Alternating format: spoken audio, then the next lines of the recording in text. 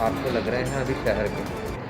देखिए, पहली बात तो मैं इस बात से प्रसन्न हूँ कि जनप्रतिनिधि और प्रशासन के तालमेल के कारण इंदौर में बहुत अच्छी व्यवस्था चल रही है। जो कुछ कमियां थी उसको भी काफ़ी दूर की है, प्राइवेट हॉस्पिटल को भी कंट्रोल किया है।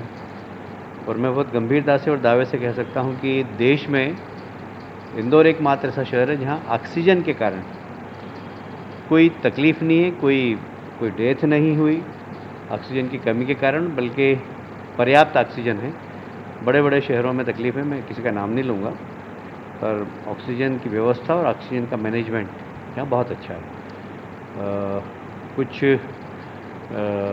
अगला स्ट्रेन भी आ सकता है इसका, तीसरा दौर, उसकी तैयारी के बारे में भी चर्चा हुई और उसकी तैयारी हमें अभी से करना चाहिए। तो उस वक्त कितनी ऑक्सीजन लगेगी उसके बारे में भी एक कैलकुलेशन होना चाहिए, तो रोड मैप बनना चाहिए हमारा। आगरा हमने ये भी किया है कि ऑक्सीजन कंसनट्रेटर जो आजकल मशीन आती है जिसमें 50 बेड और 100 बेड को पर्याप्त ऑक्सीजन मिल जाती है, लगभग बहुत महंगा भी नहीं होता, करोड़ सवा करोड़ का प्रोजेक्ट होता है।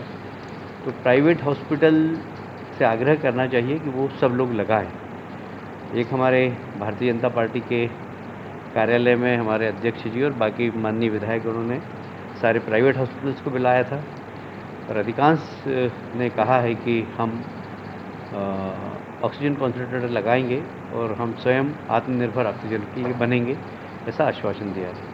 पर और उसमें सबसे बड़ी बात यह है कि हमारे इंदौर से ही पार्टी ने, सांसद जी ने, विधायकगणों ने, सबने मुख्यमंत्री से कहा था कि इसमें हमें सब्सिडी भी दें, तो सरकार ने उसमें 50% सब्सिडी भी दी। तो मैं समझता हूँ कि भविष्य में 3 महीने बाद जो तीसरा दौर आए कोरोना का, तो हमें उसकी तैयारी अच्छी करना चाहिए, इंफ्रास्ट्रक्चर ठीक करना चाहिए, साथ में वैक्सीनेशन के ऊपर भी काम करना चाहिए, क्योंकि वैक्सीन का एक डोज तो हो गया है 45 प्लस वालों के साथ, और दूसरा डोज भी हमें तत्काल प्रारंभ कर देना चाहिए। और 18 प्लस वालों का वो उन्होंने कहा है कि वैक्सीन आने वाला है, हम 10 तारीख को वैक्सीन आ जाएगा, हम 11 तारीख से वो भी चालू कर देंगे, क्योंकि जो तीसरा राउंड आएगा उसके पहले हम जितना ज़्यादा वैक्सीनेशन करेंगे तो उसका असर समाज में उतना ही कम होगा। सीएम महोदय ने भी इसको इस तरह के संकेत दिए हैं, तो क्या हम कल से शहर में सख्त लॉकडाउन देख सकते हैं, यानी कि पूर्ण लॉकडाउन? मैं व्यक्तिगत रूप से लॉकडाउन के पक्ष में नहीं रहता हूँ, व्यक्तिगत रूप से, पर शहर की आवश्यकता है तो जनप्रतिनिधि सारे तय करेंगे, और अगर शहर की आवश्यकता है तो निश्चित रूप से जहाँ कड़ाई करना होगी वहाँ कड़ाई करना चाहिए। कैलाश जी अब पश्चिम बंगाल से लौटकर ठीक होती हुई नजर आएंगी? नहीं, कहीं चरमराई नहीं हुई और अच्छी व्यवस्था चल रही है। मैं आया नहीं हूँ, मुझे वापस जाना पड़ेगा, मैं तो 2 दिन के लिए आया हूँ। पर हाँ, यहाँ पर अगर कुछ कमियाँ दिखेगी मुझे तो मैं बराबर ठीक करेंगे, उसके लिए साधन। ऐसा नहीं लगता है कि अभी कैलाश जी की जरूरत है इंदौर को इस समय में? नहीं, अच्छी टीम अच्छा काम कर रही है, सब लोग अच्छा काम कर रहे हैं, और जहाँ कुछ उनको मेरी ज़रूरत पड़ती है तो मुझे फ़ोन करते हैं, और मैं कोशिश करता हूँ कि, क्योंकि इंदौर के लिए जितना करें कम है, इंदौर का ऋण हम पर बहुत है।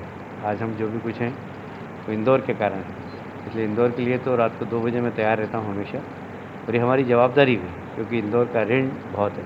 भाई साहब, नहीं बैठ पा रहा है, एक आध दो घटना से हम एकदम नहीं मान सकते, हो सकता है लेकिन कि सब एक हो गए हैं और सामूहिक इस्तीफे की बात कर रहे हैं। स्वास्थ्य व्यवस्थाएं पूरी चरमरा जाएगी अभी कोविड काल में, इसको कैसे मैनेज करेंगे? नहीं, ऐसा एक दो घटना हो गई है, पर अभी हमारे प्रधानमंत्री जी भी वहाँ से होकर आए, डॉक्टर से बात करके आए। थोड़ा हो सकता है, थोड़ा कम्युनिकेशन गैप हो जाता है, कई बार प्रशासनिक ईगो टकरा जाता है, तो बहुत लोग हैं जो ऐसी कोई दुर्घटना हो उसकी चिंता करने वाले लोग हमारे आसपास बैठे हैं, जो सब इस पे काम कर रहे हैं। कलेक्टर के व्यवहार को सही नहीं ठहरा रहे हैं, उनका व्यवहार सही नहीं है, ऐसा स्वास्थ्य विभाग के जो अधिकारी हैं वो कह रहे हैं। काफी लंबे समय से उनके जो व्यवहार है उनको झेल रहे थे अधिकारी। देखिए, एकदम मैं इसके ऊपर कोई टिप्पणी नहीं करना चाहूँगा, क्योंकि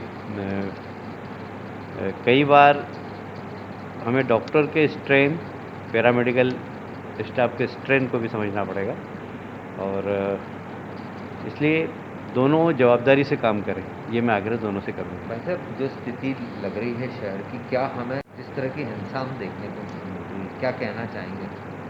अभी अराजकता की स्थिति है वहाँ पर, सरकार के द्वारा प्रायोजित हिंसाएं हो रही हैं। और ये बात सही है कि जिस प्रकार की हिंसा हो रही है, स्वतंत्रता के बाद मैंने न देखी और न सुनी ऐसी हिंसा वहाँ पर हो रही है।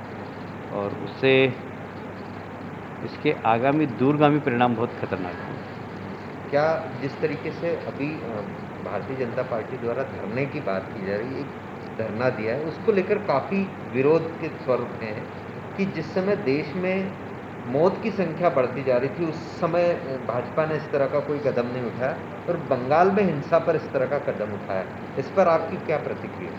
देखिए, जो महामारी से मौत हो रही है उस पर धरना तो नहीं दिया सकता, उस पर व्यवस्था करना चाहिए। और मुझे कहते हुए प्रसन्नता है कि सरकार ने, समाज ने, जनप्रतिनिधियों ने मैदान में उतरकर और अपनी भूमिका सकारात्मक रूप से निभाई है। और इसीलिए ये भीषण महामारी में भी जो नियंत्रण आया वो उसी के लिए आया है। आप जो रिजल्ट आए हैं चुनाव के, उससे आप क्या करते हैं? नहीं, हमने बहुत गेन किया वहाँ। हम बंगाल में कहीं पर भी नहीं थे।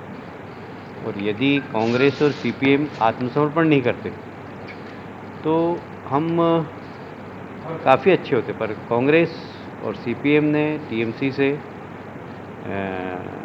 समझौता कर लिया और अपने वोट पूरे टीएमसी में ट्रांसफ़र कर दिए।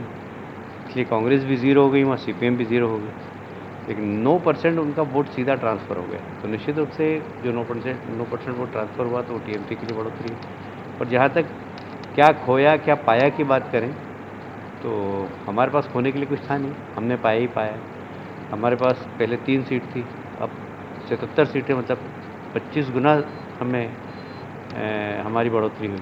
फिर हर जिले में हम पहुंच गए, हर विधानसभा में हम पहुंच गए।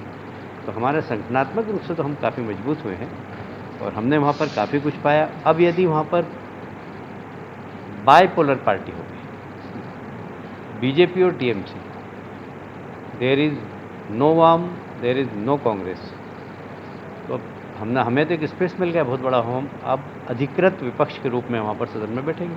अभी आप वापस लौटने वाले हैं, अब आपकी भूमिका किस तरह से आप वहाँ देखते हैं? नहीं, अभी कहाँ लौटने वाले? नहीं, आपने कहा मैं वापस लौट रहा हूँ तो नहीं, मैंने तो नहीं कहा। नहीं, पश्चिम बंगाल अब पश्चिम बंगाल जा हाँ, रहा हूँ। पश्चिम बंगाल जा रहे हैं, बंगाल की बात। जाने वहाँ वाले जा रहा हूँ। वहाँ पर थोड़ा सा भी लॉ एंड ऑर्डर की सिचुएशन ख़राब है जी। और कोविड भी बढ़ रहा है। पार्टी की ओर से हम क्या कर सकते हैं समाज के बीच में जाकर, वो करें। कैलाश जी, ममता बनर्जी देखते हैं, खेला हो गया आप लोगों के साथ, बीजेपी के साथ?